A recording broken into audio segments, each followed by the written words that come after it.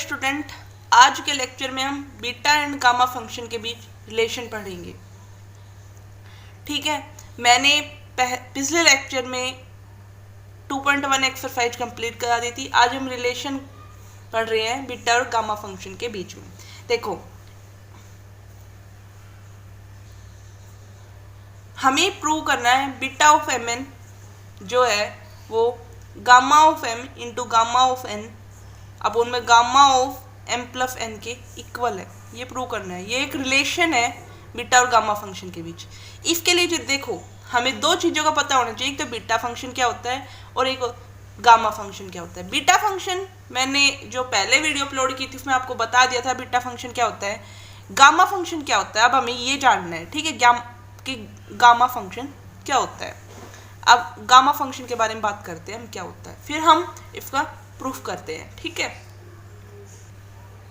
देखो, ये जो इंटीग्रेशन होता है 0 टू इन्फिनिटी e की पावर माइनस एक्स की power n minus 1 into d x, जब n ग्रेटर देन 0 है तब इस इंटीग्रेशन को हम क्या बोलेंगे, गामा फंक्शन। इस इंटीग्रेशन को क्या बोलेंगे, गामा फंक्शन। इसको हम किस पे डिनोट करेंगे, और इस हम इट डिनोटेड बाय, इसको हम डिनोट करेंगे गामा ऑफ एन से।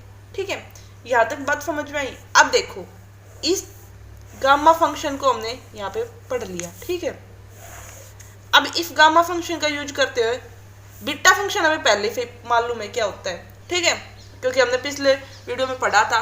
अगर आपको नहीं पता तो आप पहले पिछले जाके वीडियो देखिए, वहाँ से आपको क्लियर हो जाएगा बीटा फंक्शन क्या होता है। ठीक है, बीटा फंक्शन वहाँ से देखना, आपको वहाँ से समझ में आएगा बीटा फंक्शन क्या होता है। बीटा फंक्शन और गामा फंक्शन के बीच में हमें रिलेशन फाइंड आउट करना है। ठीक है, देखो, अब हमें गामा की वैल्यू, गामा ऑफ एन हमें पता है। यहाँ से शुरू करते हैं इसका प्रूफ। गामा ऑफ एन की वैल्यू हमें पता है, इंटीग्रेशन 0 टू इन्फिनिटी ई की पावर माइनस एक्स की power n minus 1 into d x. ये होती है गामा एन की वैल्यू। अब इसके अंदर हमें सबसे पहले पुट करना है टी को, हमें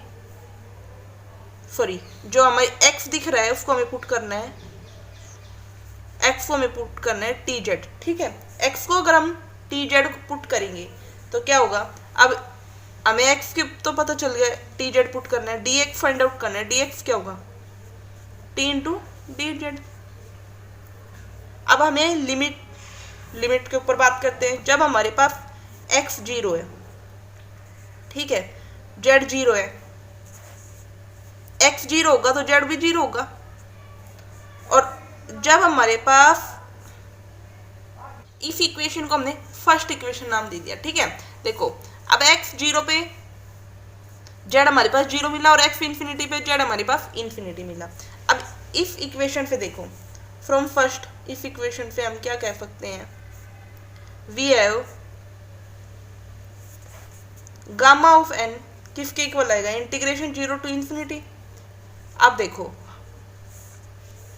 भाई, लिमिट हमने रख दी, z की लिमिट रख दी 0 टू इन्फिनिटी, वही आई है।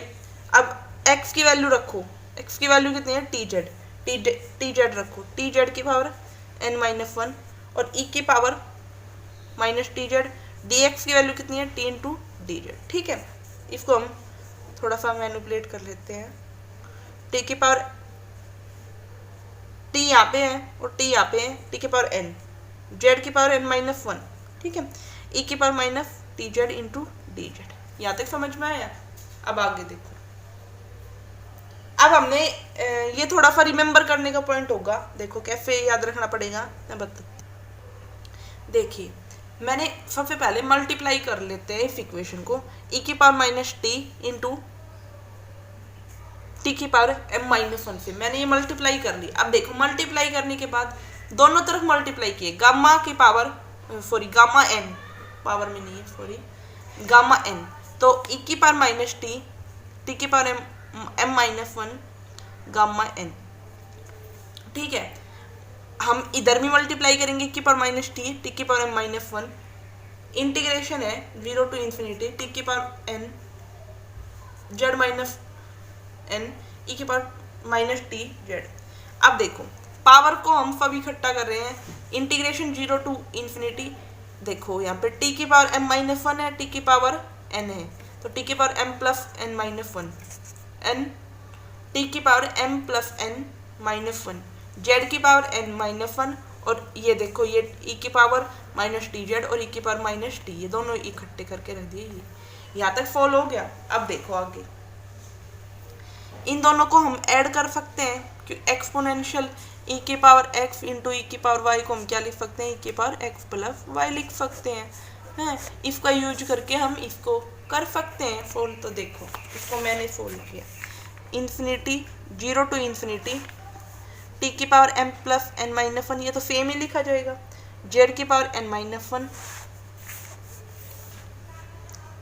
ई की power minus t Z plus one into D Z. ठीक है, अब हम इंटीग्रेट कर रहे हैं, integrating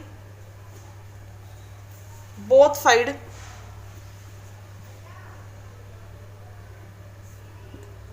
with respect to t between the limit 0 to infinity।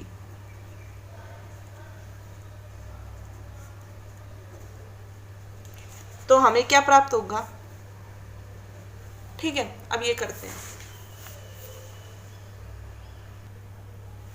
देखो हम क्या कर रहे हैं, इंटीग्रेट कर रहे हैं between the limit 0 to infinity, t के रिस्पेक्ट में इंटीग्रेट कर रहे हैं। देखो जेड के रिस्पेक्ट में तो इंटीग्रेशन था ही पहले, यहाँ पे भी था, यहाँ पे तो सिंपल था, इंटीग्रेशन नहीं था, और यहाँ पे था integration with respect to z. तो दो बार इंटीग्रेशन हो जाएगा, एक तो एक तो हो जाएगा टी के रिस्पेक्ट में और एक हो जाएगा जेड के रिस्पेक्ट में। ठीक है, तो हम इंटीग्रेट कर रहे हैं दोनों को विद रिस्पेक्ट टू, दोनों side with respect to t between the limit 0 to infinity. ठीक है, अब हम करते हैं इसको इंटीग्रेट, तो हमारे पास क्या हो जाएगा, इसमें जेड जो है सबसे पहले विद रिस्पेक्ट टू टी कर लेते हैं। तो विद रिस्पेक्ट टू टी करेंगे तो कैसे होगा, 0 टू इन्फिनिटी, टी वाली टर्म अंदर रख लेते हैं, जेड वाली टर्म को हम बाहर ले लेते हैं, जेड की n माइनस वन। अब 0 टू इन्फिनिटी टी का कर रहे हैं ना, तो टी की पावर m माइन ये e की power minus t Z plus one into d T. अब जेड वाली टर्म बाहर। ठीक है, ये हो गया। अब हम क्या कर रहे हैं, पुट करेंगे सबसे पहले t को हम put T Z plus one, ये दिख रहा है मैं ये वाला part, T Z plus one को हम y पुट कर रहे हैं। ठीक है, तो यहाँ से अगर हम टी जेड प्लस वन को y पुट कर देते हैं तो हमारे पास यहाँ पे t की वैल्यू कितनी आ जाएगी, y अपन में जेड प्लस वन। ठीक है, आई होप आपको यहाँ तक समझ में आया होगा। मैं रिपीट कर दूंगी लास्ट में, डी टी क्या हो जाएगा, डी वाई अपन में जेड प्लस वन। ठीक है, अब वही बात भाई, अगर टी 0 है तो y क्या हो जाएगा, 0, टी 0 रखा तो y 0 हो गया। अगर हम जब हमने t को इन्फिनिटी रखा तो y क्या हो गया, इन्फिनिटी हो गया। ठीक है, तो यहाँ से हम क्या कह सकते हैं, ये जो हमारा इंटीग्रेशन था, ये सेकंड इंटीग्रेशन इसको नाम दे दिया हमने। इस इंटीग्रेशन से हम क्या क्या कह सकते हैं, देखो यहाँ पे गामा एन जो है वो एज ए कॉन्स्टेंट की तरह है, तो इसको हम गामा एन को बाहर ले लेते हैं और इंटीग्रेशन 0 टू इन्फिनिटी की पावर माइनस टी की power m minus one into d t, integration 0 to infinity. इसमें देखो अंदर जेड की पावर n माइनस वन,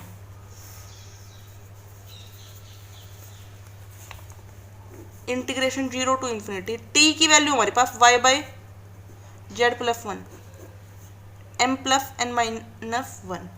ठीक है, e की पावर इसको हम क्या रख दिया, y माइनस वाई हो गया, और डी टी की वैल्यू डी वाई अपोन में जेड प्लस वन, और बाहर क्या रख दिया, डी जेड।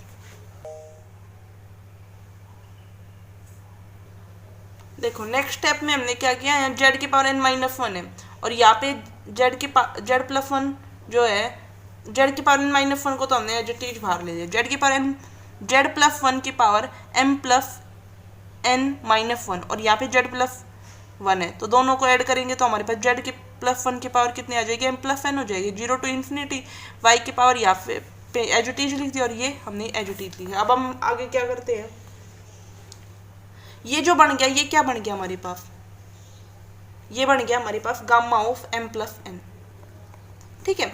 और ये इंटीग्रेशन एज इट इज रह जाएगा, 0 की पावर 0 टू इन्फिनिटी z की पावर n माइनस 1 अपॉन में z प्लस 1 की पावर m प्लस n, और ये गामा ऑफ mn हो जाएगा इंटू dz, ठीक है।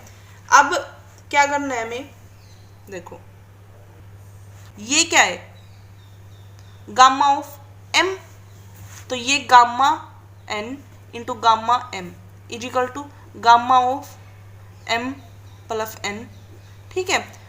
इंटीग्रेशन 0 टू इन्फिनिटी z की पावर n माइनस 1 अपॉन में z प्लस 1 की power m plus 1 into dz। ये हो गया ना हमारे पास, सिर्फ इतना हो गया, देखो।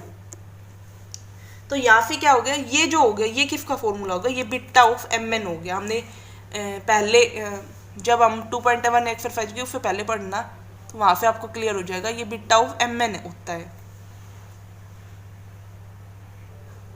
तो वो बीटा ऑफ mn हो गया, और ये gamma of m into gamma of n और गामा m प्लस n। तो यहाँ से क्या हो गया, बीटा ऑफ mn किसके इक्वल आ गया, gamma m gamma n upon में gamma of m plus n, ठीक है। आई होप आपको ये समझ आया होगा। Thank you for watching this video.